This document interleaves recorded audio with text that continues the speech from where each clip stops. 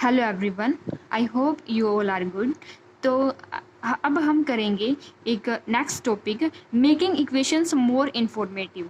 हम इक्वेशंस को more informative कैसे बना सकते हैं, जैसे बुक्स में लिखी होती हैं तो वैसे कैसे लिख सकते हैं।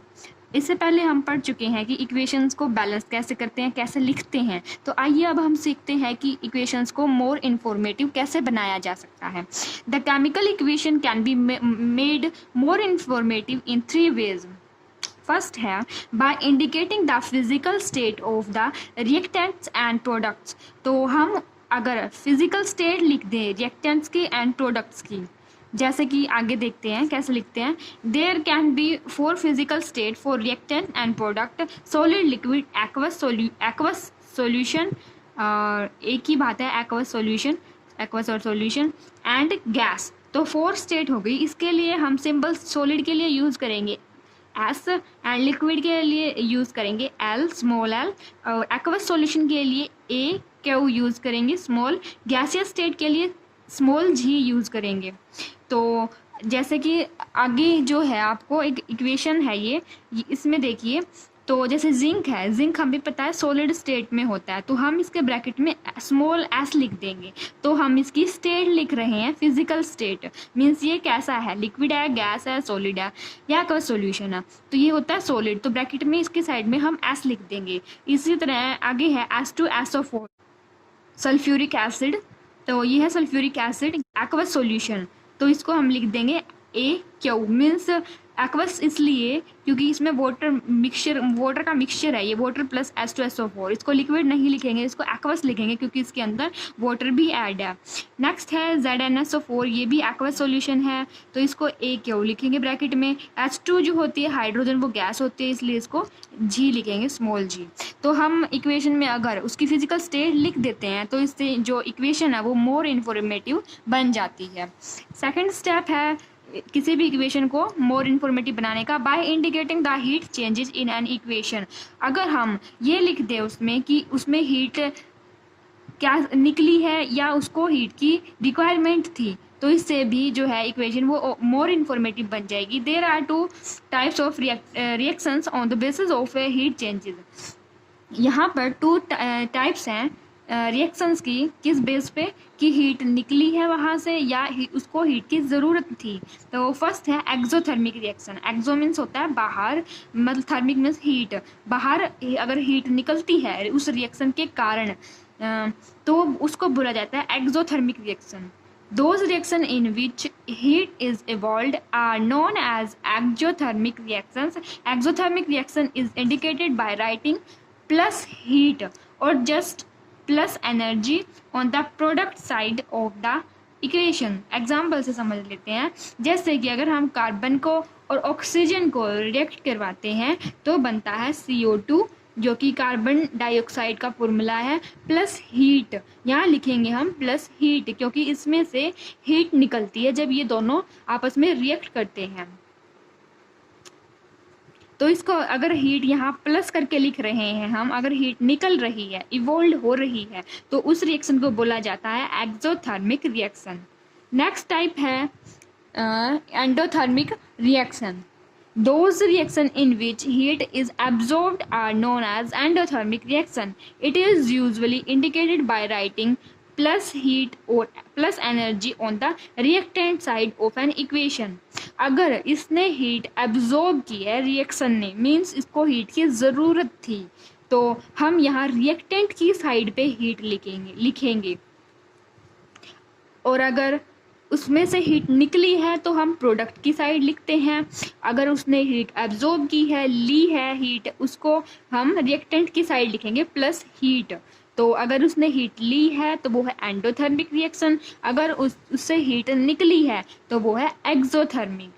एंडो का मतलब अंदर की तरफ, और थर्मिक हीट मीन्स जो है हीट उसको दी गई है, अंदर हीट दी गई है, बाद में वो रिएक्शन हुई है, तो ये है endothermic reaction.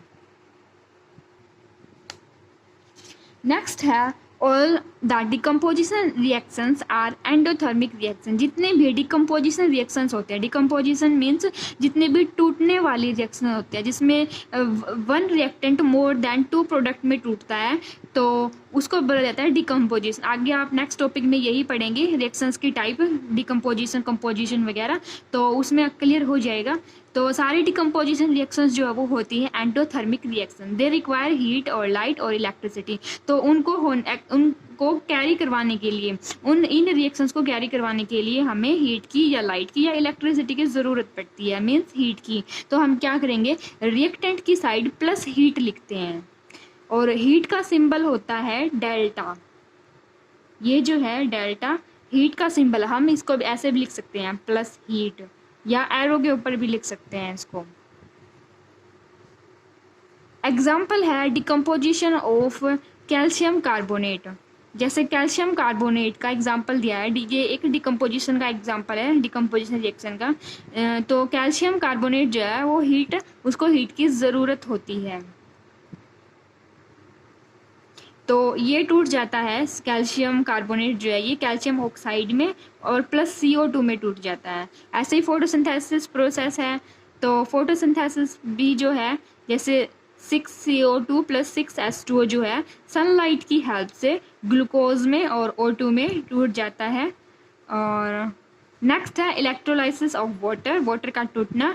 2H2O give to H2O plus O2।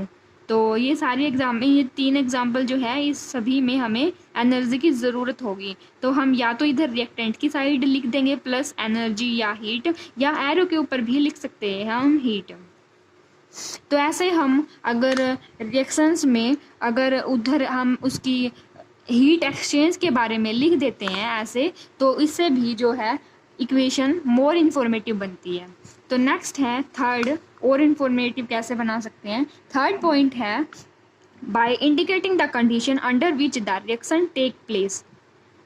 उसकी कंडीशन लिखना, मीन्स उसके क्या क्या रिक्वायरमेंट थी, और जो रिक्वायरमेंट है रिएक्शन की वो अगर हम लिख देते हैं तो उससे भी जो रिएक्शन है वो मोर इन्फॉर्मेटिव बनती है। If heat is required for a reaction to take place, then the heat sign delta is put over the arrow of the equation. यही कुछ सिमिलर है ये ऊपर वाले पॉइंट से ही। अगर उसको हीट की रिक्वायरमेंट है तो हम एरो के ऊपर डेल्टा वाला साइन लगा सकते हैं। नेक्स्ट है if the reaction take place in the presence of a catalyst, then the symbol or the formula of the catalyst is written above or below the arrow sign in the equation. अगर कोई catalyst, means अगर उस reaction को करवाने के लिए किसी और चीज़ की ज़रूरत थी, मीन्स जैसे कि फोटोसिंथेसिस की रिएक्शन में जो है क्लोरोफिल की ज़रूरत होती है, तो वो हम एरो के ऊपर मेंशन करते हैं। तो उसको बोला जाता है कैटालिस्ट, जो कि रिएक्शन को फास्टली करवाते हैं और उसको करवाने में मदद करते हैं, उसको बोला जाता है कैटालिस्ट। तो उस कैटालिस्ट को हम रिएक्शन के ऊपर लिखते हैं, एरो के ऊपर। फॉर एग्जांपल देख लीजिए इधर KClO3, और इसमें जो है हीट की, इसको तोड़ने के लिए हमें हीट की ज़रूरत होती है, और साथ में MnO2 मैग्नीज ऑक्साइड की ज़रूरत होती है।